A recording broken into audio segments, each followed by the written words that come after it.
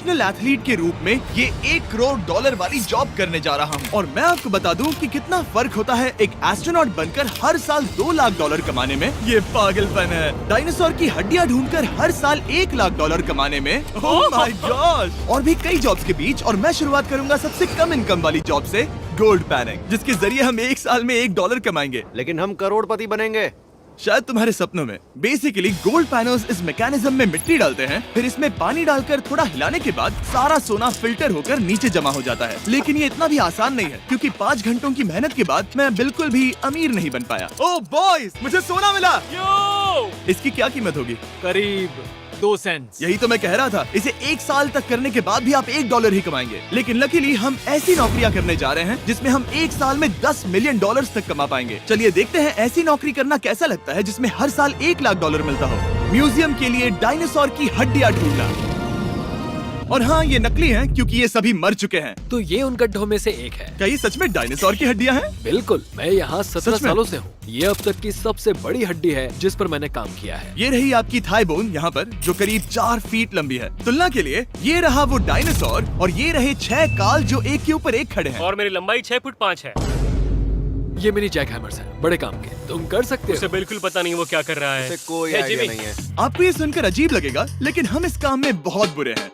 Whoops! संभल कर। 5 घंटे की मेहनत के बाद भी हमारी प्रोग्रेस ना के बराबर थी। लेकिन हमारे इस धीमी गति के बावजूद एक्सपर्ट की मदद से हम आगे बढ़ रहे थे। मैंने अपने पूरे करियर में इससे बड़ी हड्डी पर कभी काम नहीं किया। और आपने मुझे और काल को इसे छूने दिया? हाँ, बिल्कुल। हमने गड़बड़ कर दी तो?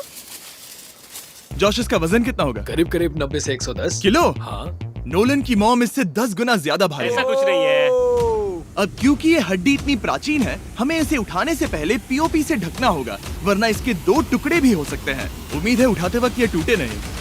1 2 3 कम ऑन। बढ़िया, दम लगा के हमेशा। बहुत अच्छे।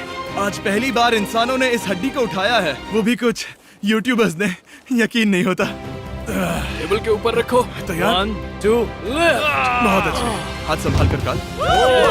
और मानो या ना मानो, ये डायनासोर की हड्डी वाकई में एक म्यूजियम में रखी गई। लेकिन क्योंकि म्यूजियम्स बोरिंग होते हैं, आइए नासा में एस्ट्रोनॉट ट्रेनिंग की $2 लाख वाली नौकरी करते हैं। और मेरा पहला मिशन था उनके ऑफिशियल लूनर रोवर को चलाना सीखना। एक दिन ये रोवर चांद पर होगी, है ना? हाँ, हम चांद पर घूमने के लिए इसी का इस्तेमाल करेंगे। ये लोग मुझे ये चलाने क्यों दे रहे हैं? दरवाजे खोल दो।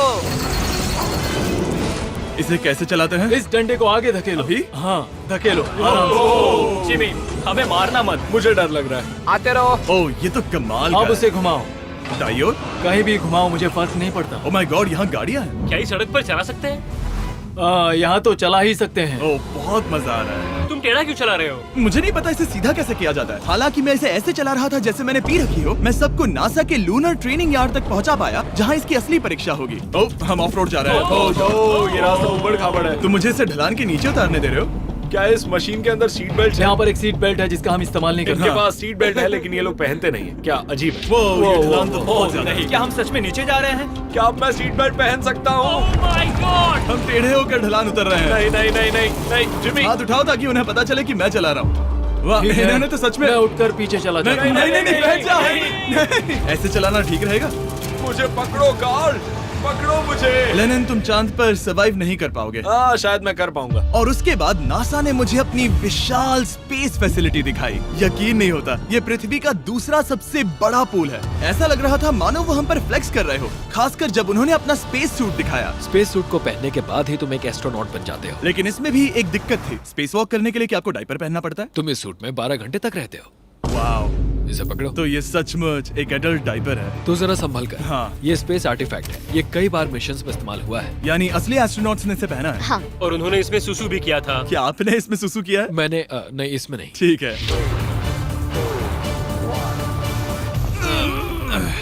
तो बताइए अगला मिशन कब है? क्या तुम 1 साल बाद फ्री रहोगे? मैं समय निकालूंगा। Okay okay. और मेरी ट्रेनिंग के आखिरी स्टेप में मैं एक कमाल की चीज करने जा रहा हूँ। उन्होंने मुझे चांद को छूने का परमिशन दिया। थोड़ा दम लगाकर खींचूं क्योंकि इसका वजन 4000 किलोग्राम है। ये 4000 किलोग्राम का है। जोर से। वाह, ये कमाल का पूरी दुनिया में इससे बड़ा मून रॉक कलेक्शन कहीं भी नहीं है। यकीन नहीं होता वो हमें ये करने दे रहा है। तुम जानते हो ना, हम बस एक YouTube चैनल है। Oh my God! ये किसी जमाने में चांद पर हुआ करते थे। क्या मैं इस जेनेसिस रॉक को छू सकता हूँ? बिल्कुल नहीं। कल हमने एक डायनासोर का फॉसिल खोजा था, इसलिए मैं इसमें एक्सपर्ट हूँ। ओके। क्या आप छू सकता हूँ? नहीं। मैंने कोशिश की। मौजूद ये मटेरियल असल में चांद की मिट्टी है। Oh my God. तुम इस वक्त वास्तव में चांद को छू रहे हो। ओह, ये तो कमाल है। तो इस ट्यूब में चांद की मिट्टी रखी गई है और इसे अब तक खोला नहीं गया है। और अगर ये सच है तो हो सकता है उसमें एक एलियन भी हो। हाँ, वो पहला होगा चांद पर। क्या कहा? कहाँ से? तुमने कहा मुंह से। और ये जानने के बाद कि एलियन सच में होते हैं, हम अपनी अगली नौकरी के लिए स्ट्रेटोस्फीयर की ओर गए, जहाँ कार्ल और नोलन ने प्लेन उड़ाया। मैंने पहले कभी प्लेन नहीं उड़ाया। हमें पता नहीं हम क्या कर रहे हैं। फ्लाइट ट्रेनिंग के पहले दिन पर आपका स्वागत है। मैं मजाक नहीं कर रहा। बॉयज को एक असली प्लेन उड़ाने के पहले बस एक बार इस फ्लाइट सिमुलेटर में प्लेन को लैंड करवाना होगा। तो ये रहा हमारा थ्रॉटल। पीछे खींचने पर प्लेन धीमा हो जाएगा। Oh my God. और लगातार एक के बाद एक ओह गॉड। नोलन की क्रैश लैंडिंग के बाद तुमने प्लेन को क्रैश कर दिया। उसने सक्सेसफुली लैंडिंग कर ही ली, जिसके बाद पता नहीं क्यों उसे इस प्लेन को चलाने के लिए चाबियां दी गई। यो, मुझे डर लग रहा है। अगर तुम ये नहीं कर सकते नोलन तो प्लीज भगवान के लिए इन्हें बता देना। ओह माय गॉड, मैं एक प्लेन उड़ाने वाला हूँ। Oh my God. ठीक है, क्या तुम तैयार हो? मैं तो बचपन से ही तैयार हूँ। Full throttle, approaching 60।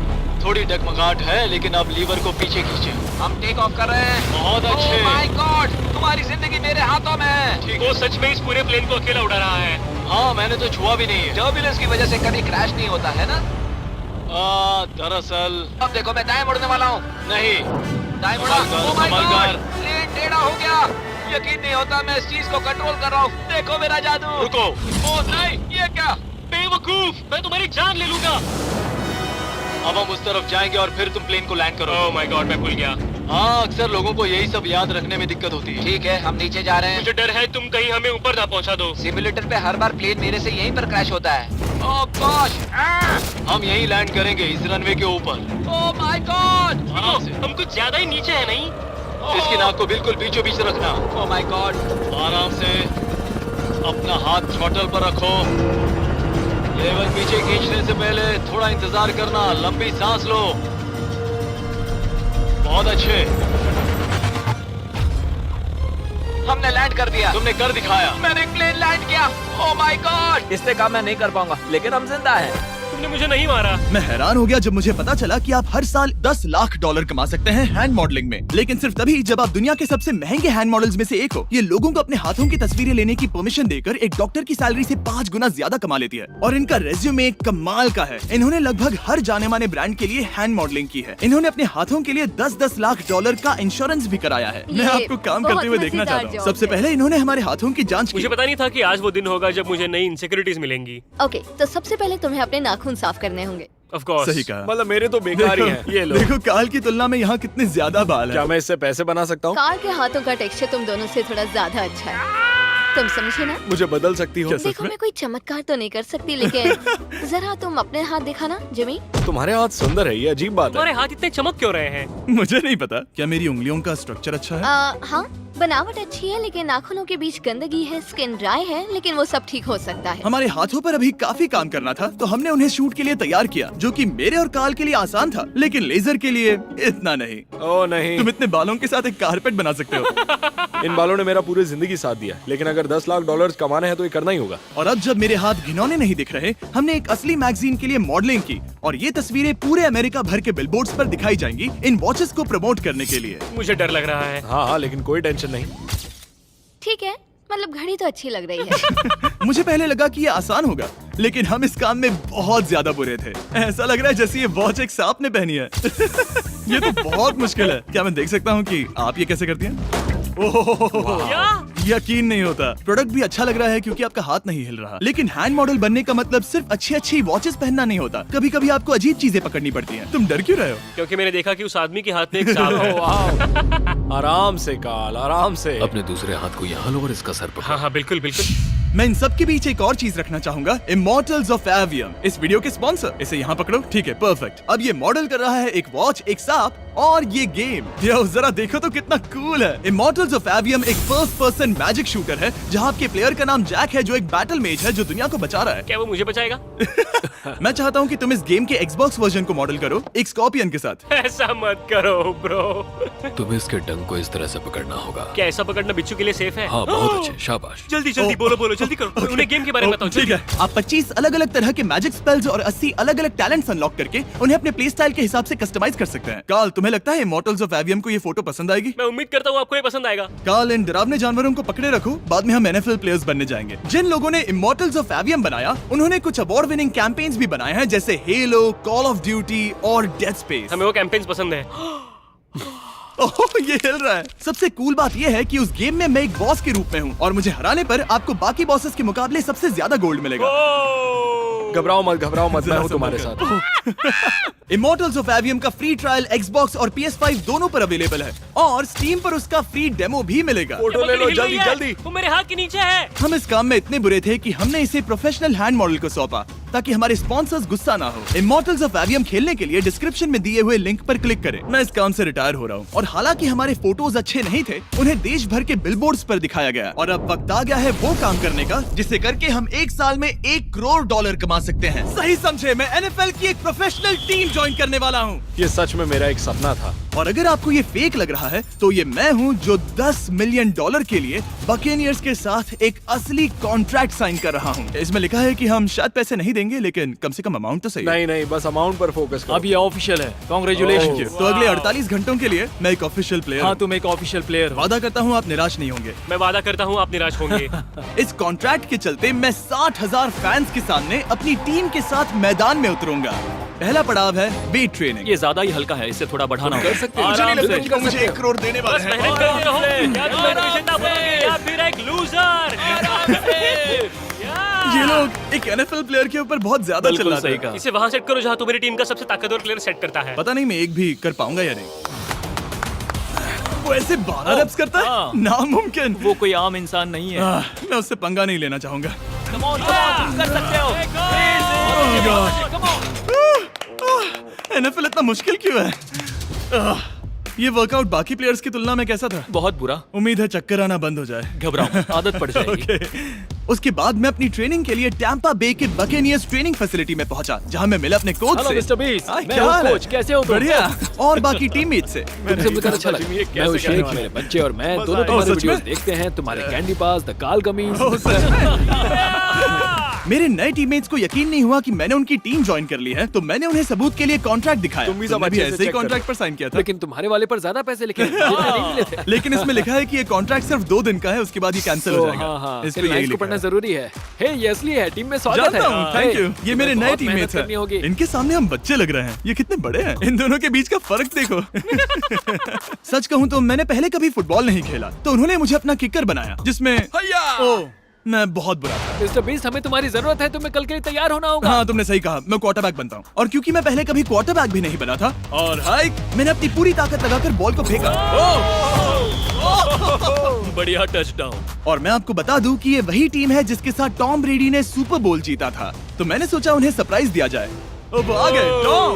ओह, मुझे बॉल लगने वाली थी। टीबी, कैसे हो मेरे दोस्त? कैसे हो टीबी? कैसे हो दोस्त? कैसे हो तुम सब लोग? यहाँ मेरा एक दोस्त है जो आपके सिर्फ हाय कहने पर खुशी से मर नहीं सकता जिमी, है। ऐसा मत करो। तुम मेरे साथ लेनिन, ऐसा चलो नहीं इन्हें कर हाय सकते। कहो। लैंडन, I love you. ओह, नहीं। ओके। और उसके बाद हमारी प्रैक्टिस उछल कूद में बदल गई। कैच करो। ओह! Too small. या अब तुम काम पर लौट ठीक है जाओ। दोस्तों, फिर मिलेंगे। लोगों को अभी भी मेरे 2 दिन के कॉन्ट्रैक्ट को लेकर कुछ सवाल थे, तो बक्स ने मेरे लिए एक प्रेस कॉन्फ्रेंस बुलाई। कल बहुत ही बड़ा दिन है, तो कोई बेतुके सवाल मत पूछना, ओके? क्या ये एक पब्लिसिटी स्टंट है? आप यहाँ पर क्यों हैं? सिर्फ बेस्ट वीडियो बनाने के लिए। हाँ, ये एक पब्लिसिटी स्टंट है। मैं सच में एक NFL प्लेयर नहीं हूँ। जिमी, इस नए टीम का हिस्सा बनकर कैसा लग रहा है? बहुत अच्छा। सच कहूँ तो मुझे पता नहीं था कि ये लोग मुझे इतना पसंद करेंगे। कल तुम कितने टाइम तक खेल पाओगे? 0। और बार बार दोहराने के बाद कि ये सिर्फ एक पब्लिसिटी स्टंट है, मैं अपनी हाइट नापने गया। 6'4.5". 6'4.5"? कार्ल, तुम 6'5" हो। मैं 6'5" हूँ। हाँ। ये मुझे इसलिए नाप रहे थे ताकि मेरा कस्टम गियर और यूनिफॉर्म बिल्कुल सही फिट हो। ये सच में बहुत ही अच्छा लग रहा है। सही कहा। और यूनिफॉर्म बनवाने के बाद ऑफिशियल गेम डे आ ही गया। मुझे अब भी नहीं पता कि वो मुझे ऐसा क्यों करने दे रहे हैं। बट हे, थैंक्स बक्स। तुम हैरान हो कि उन्होंने मुझे टीम में ले लिया? ये मेरा साइन किया गया पहला फुटबॉल है। जिमी अभी किसी भी वक्त बाहर आता ही होगा। तुम 100 पॉइंट से लीड करोगे तो शायद मुझे खेलने मिलेगा। मुझ पर एहसान करो और स्कोरबोर्ड तोड़ दो। जैसा तुम कहो। ये उसका पहला गेम है और शायद उसका आखिरी भी। उसकी हड्डियां टूट जाएंगी। ये सब कैसे हो गया? ये तो सपने जैसा है। ये कितना कमाल है। और क्योंकि ये मेरी जिंदगी का सबसे पहला और आखिरी एनएफएल गेम है, टीम ने मुझे एंट्री पर सबसे आगे रहने दिया। लेट्स गो बॉयज, चलो चलो लेट्स गो। जिमी, ये हमारा दोस्त है। उम्मीद करता हूँ कोई मुझे कुचल ना दे। ये तुम्हारी जिंदगी का सबसे बेस्ट दिन है। मेरी जिंदगी का सबसे अच्छा दिन है ये जिमी, आई लव यू। ये हमसे आगे निकल रहे हैं। जिमी एक एनएफएल प्लेयर है। क्या हाल है? मैं तुम्हें निराश नहीं करूंगा। हो सकता है मुझे खेलने का मौका ना मिले। I love America. बड़ा प्लेन है। अमेरिका। चलो फुटबॉल खेलते हैं। मुझे एक ऑफिशियल एनएफएल प्लेयर बनाने के लिए मैं बकेनियर्स का शुक्रगुजार हूँ। और अच्छा हुआ कि उन्होंने मुझे खेलने नहीं दिया, क्योंकि अगर वो मुझे टैकल करते तो मेरा मरना तो तय था। मुझे लगा सब खत्म हो गया है, लेकिन फिर फैल्कन्स ने ये ट्वीट किया, मिस्टर बीस्ट के नेक्स्ट चैलेंज के लिए गोल मारो और गेम जीतो। तो बदला लेने के लिए मैंने उनका स्टेडियम उड़ा दिया।